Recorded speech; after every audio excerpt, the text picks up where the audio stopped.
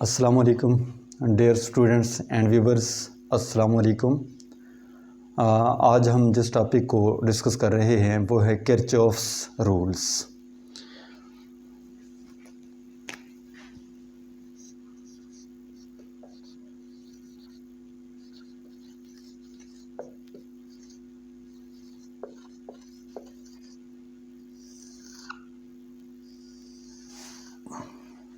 अगर हम simple circuit जिसमें एक सोर्स और नंबर ऑफ़ रेजिस्टेंसेस हों तो उनको सॉल्व करने के लिए हम ओहम्स लॉ यूज़ करते हैं और हमारे पास रेजिस्टेंसेस के जो फार्मूला है सीरीज़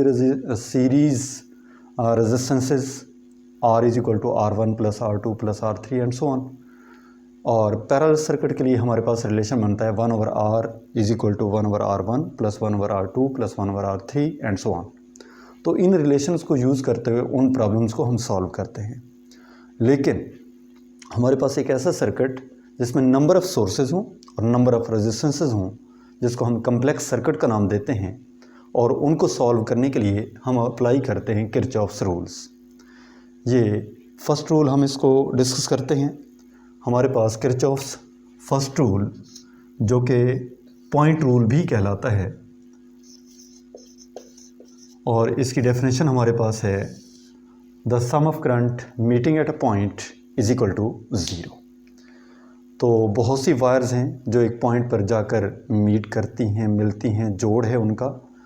तो वो पॉइंट जहाँ पर करंट मीट कर रहा है तो वहाँ पर हम रूल अप्लाई करते हैं कि sum of current meeting at a point is equal to zero. अब यहाँ पर कुछ वायर्स में करंट उस पॉइंट की साइड पे मूव कर रहा होगा, उसको हम लेंगे पॉजिटिव, और कुछ वायर्स में करंट उस पॉइंट से अवे मूव कर रहे हैं जिनको हम क्या लेंगे, नेगेटिव। तो हमारे पास सर्किट डायग्राम कुछ इस फॉर्म में है।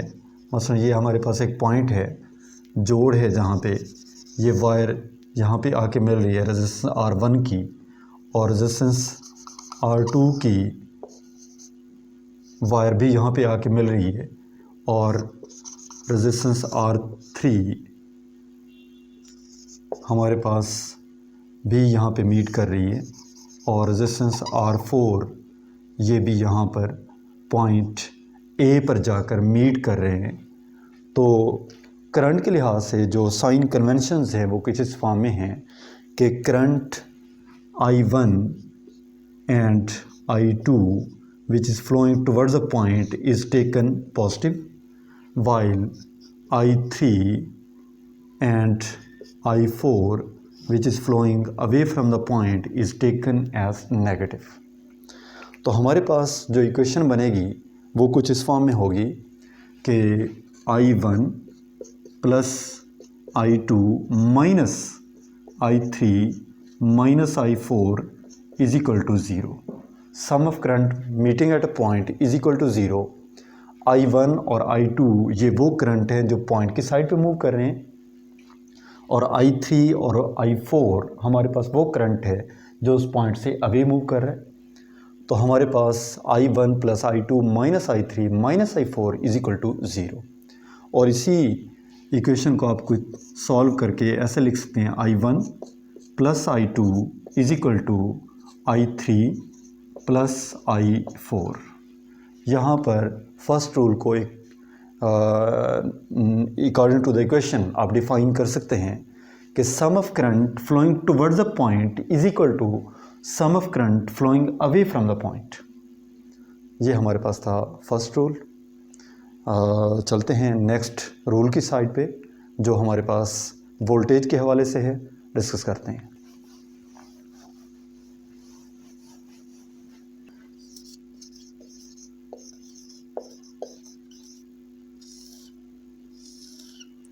सेकंड रूल को हम ऐसे डिफाइन करते हैं, algebraic sum of voltage in a close loop is equal to zero.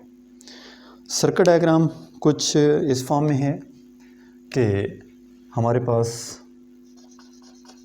Resistance, फिर सोर्स है, फिर हमारे पास रेजिस्टेंस है, फिर हमारे पास सोर्स है।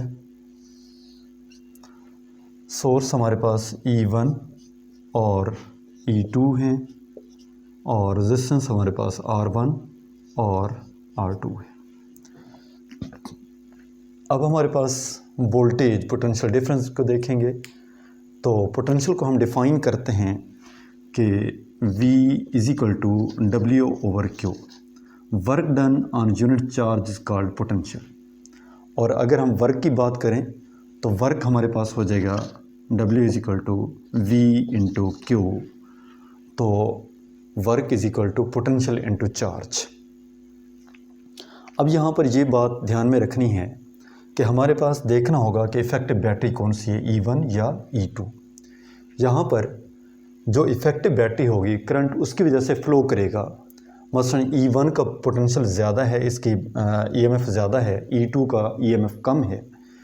तो अगर ये 10 वोल्ट है, ये 5 वोल्ट है, तो करंट फ़्लो करेगा ड्यू टू E1।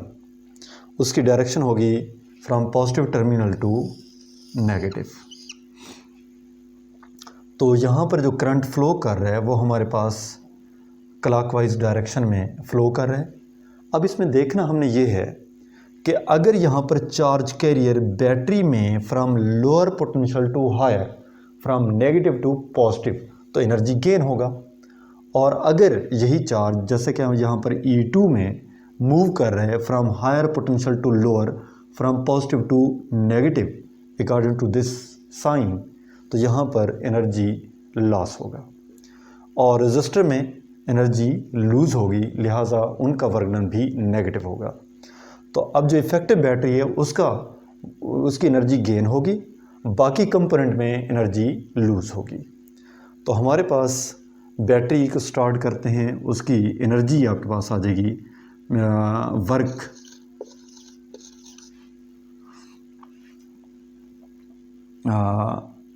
या आप कह सकते हैं एनर्जी गेन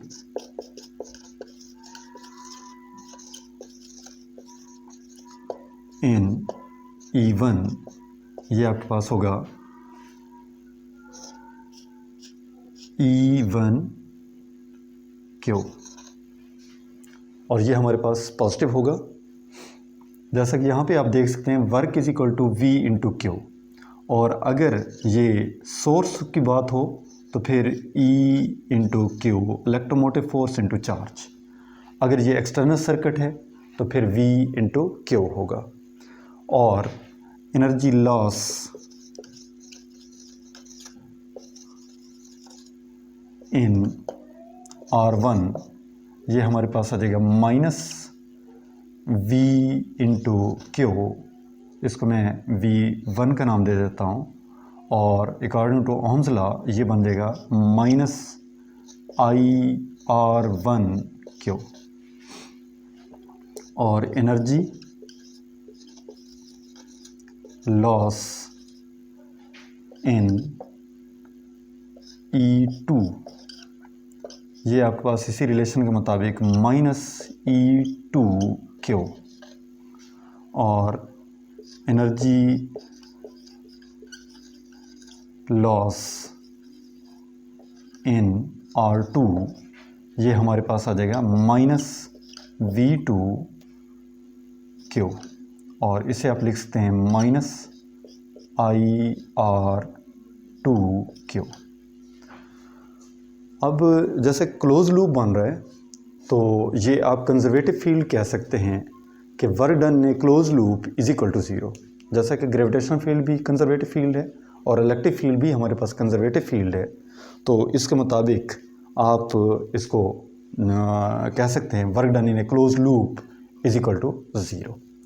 तो अब इन तमाम एनर्जीज़ का हम सम देखते हैं तो ये बन जाएगा E1Q माइनस V1Q, लेकिन V1 की जगह पे वैल्यू आपके पास आ गई IR1Q minus E2Q minus IR2Q is equal to zero.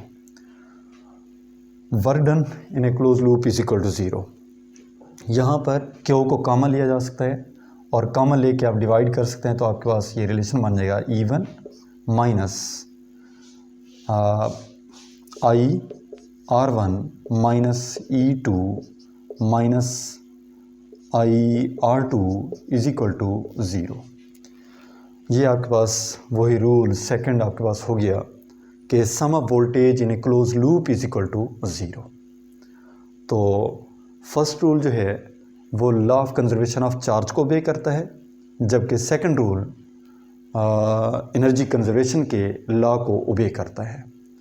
तो यहाँ पर जैसा कि हमने देखा कि work done in a close loop is equal to 0, यही हमारे पास जो वर्क में जो चेंज आएगी वो आपके पास क्या होगी, कांस्टेंट होगी। तो ये आपके पास किरचॉफ्स फर्स्ट रूल और सेकंड रूल को हमने डिस्कस किया। साथ ये भी हम डिस्कस करते हैं कि अगर आप सर्किट प्रॉब्लम को सॉल्व कर रहे हैं तो कौन कौन से स्टेप्स को आपने कंसिडर करना है। नंबर 1 तो जब सर्किट प्रॉब्लम को आप सॉल्व कर रहे हों, draw a circuit diagram.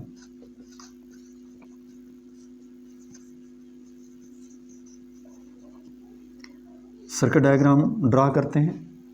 Second point हमारे पास है चूज़ द लूप्स। लूप्स को चूज़ किया जाता है। जब लूप्स को चूज़ कर लेते हैं और फिर हम देखते हैं कि उसमें डायरेक्शन ऑफ करंट,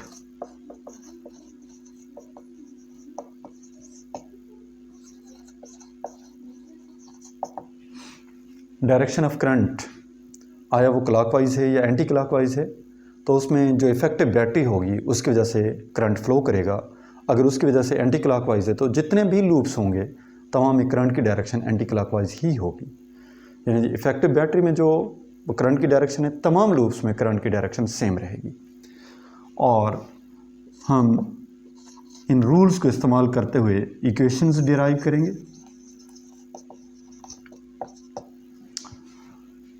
इक्वेशंस हमने डिराइव कर ली। उन्हीं इक्वेशंस को सॉल्व करते हुए आप अननोन क्वांटिटी को फाइंड आउट करते हैं। Find unknown quantity.